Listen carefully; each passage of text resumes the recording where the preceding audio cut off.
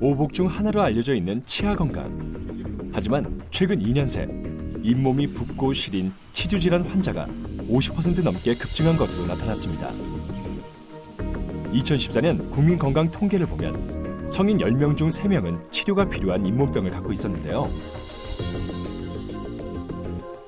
입안 세균과 타액, 음식 등이 섞인 치태로 인해 생기는 잇몸병. 제때 치료를 하지 않으면 치아의 대부분을 상실하는 치주염으로 발전하게 됩니다. 오늘 이 시간에는 많은 사람들이 겪고 있지만 본인은 잘 알지 못하는 국민질환, 치주염의 증상과 예방법에 대해 자세히 알아봅니다.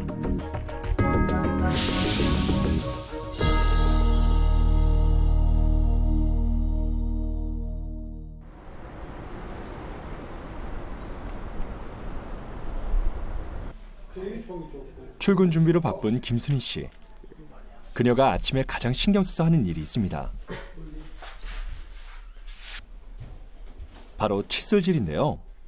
바쁜 와중에도 칫솔질만큼은 꼼꼼하게 3분 이상 공들여야 합니다. 칫솔질 후에는 꼭 치간 칫솔을 사용하고 칫솔로 혀를 닦아주는 것도 잊지 않는데요. 어머니 칫솔질을 굉장히 꼼꼼하게 하시네요? 네, 그래야 돼요. 이유가 있으신가요? 네. 치주염 앓으면 냄새가 나요. 그걸 안 하면 끼면. 혓바닥도 닦아야 되고, 안 그러면 잇몸이 또 나빠지면, 뭐 끼면요, 벌어지고 또 아파. 출산 후 잇몸이 약해져 젊은 시절부터 잇몸병을 달고 살았던 김순희 씨. 급기야 치아가 흔들리기 시작했습니다. 흔들려요, 아프고. 그래서 치과를 갔는데 무조건 하고 치주염이라고, 벌레는 안 먹어서 뽑았어요, 어금니를. 그런데 또 뽑고 3대를 뽑더라고요. 아프진 않고. 잇몸병의 경우 진행이 돼도 큰 증상이 없는 경우가 많은데요.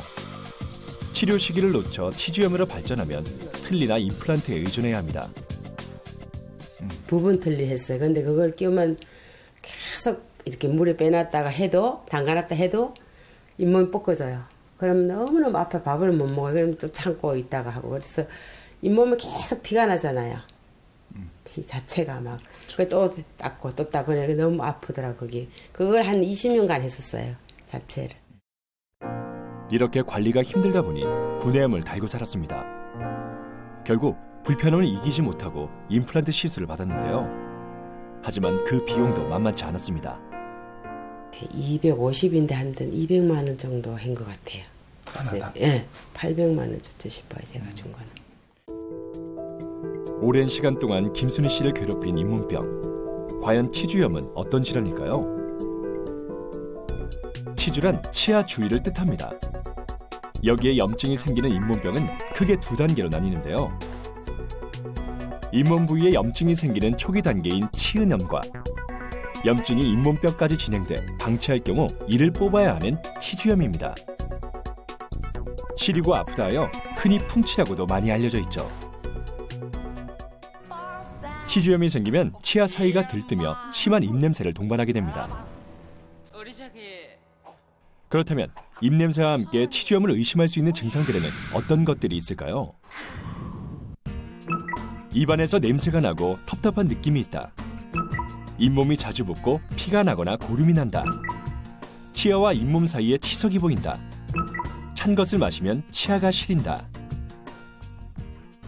이런 증상이 하나라도 보이면 빨리 병원을 찾아 자세한 검사를 받아보는 것이 좋습니다.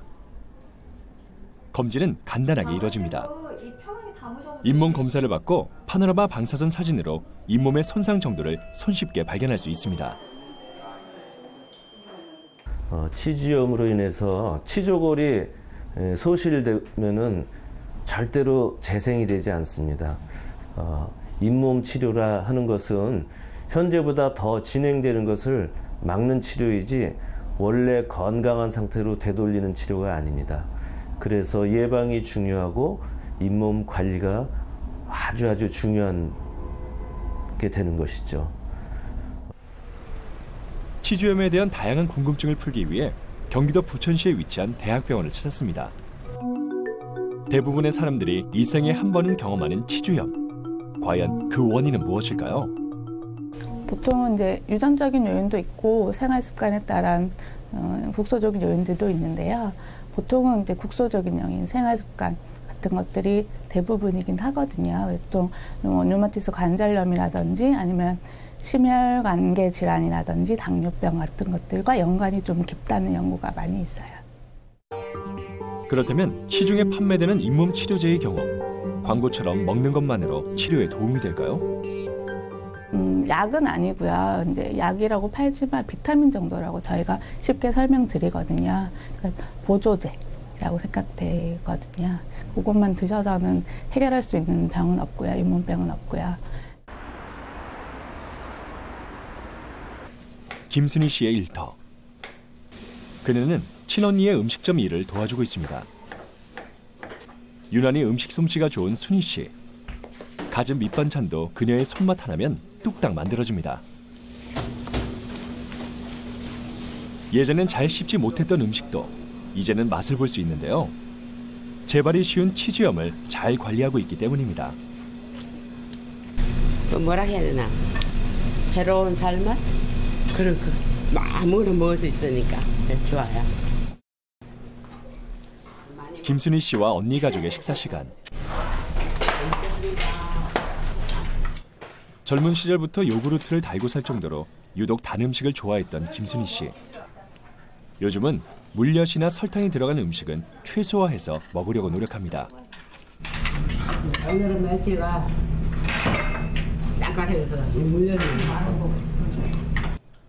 딱딱한 음식도 이제는 잘 씹을 수 있다는 김순희 씨. 김순희 씨의 언니와 형부도 역시 치주염을 앓고 있습니다. 특히 형부의 치주염은 심한 정도여서 아직까지 치료를 받고 있습니다. 뭐 딱딱한 거 전에는 이제 좀 씹기가 좀 불편하고 그랬었는데 그 딱딱한 뭐 무라든가 뭐 이런 거 씹어도 괜찮고. 생활 습관병으로 불리는 잇몸 질환. 식사 후에는 꼭 칫솔질을 빼놓지 말아야 합니다. 치주염을 앓은 뒤에는 하루 3번, 3분의 칫솔질이 습관화된 김순희 씨.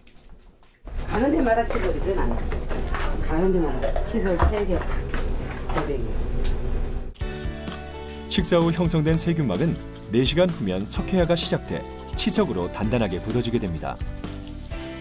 그래서 식후와 취침 전 치석을 방지하는 칫솔질은 잇몸병을 예방하는 가장 기본적인 방법입니다. 이 양치질을 이제 밥 먹으면 하고 만약에 중간에 커피나 잘 안 먹거든요. 커피 자체를. 그런데 먹으면 물 헹궈요. 얼른 가서 무조건 화장실 가서 커피 헹구고 그다음에 이제 관리자를 1년에 한 번은 적어도 가야 돼요. 이거 스케링 하러. 그러면 거기서 전화가 와 치과에서 오라고. 이제 6개월만 되면. 치주염의 원인은 대부분이 칫솔질을 잘 못했을 때 생기는 치석. 그렇다면 올바른 칫솔질은 얼마나 중요할까요? 실험을 진행해 보기로 했습니다. 구강 내 플라그를 육안으로 확인할 수 있는 염색약. 이를 치아에 바르고 일반 칫솔질과 올바른 칫솔질을 했을 때 입안에 남아있는 플라그의 양을 비교해 보기로 했습니다. 먼저 실험자가 평소 하던 대로 편하게 칫솔질을 한 뒤 입안을 헹궈봤는데요.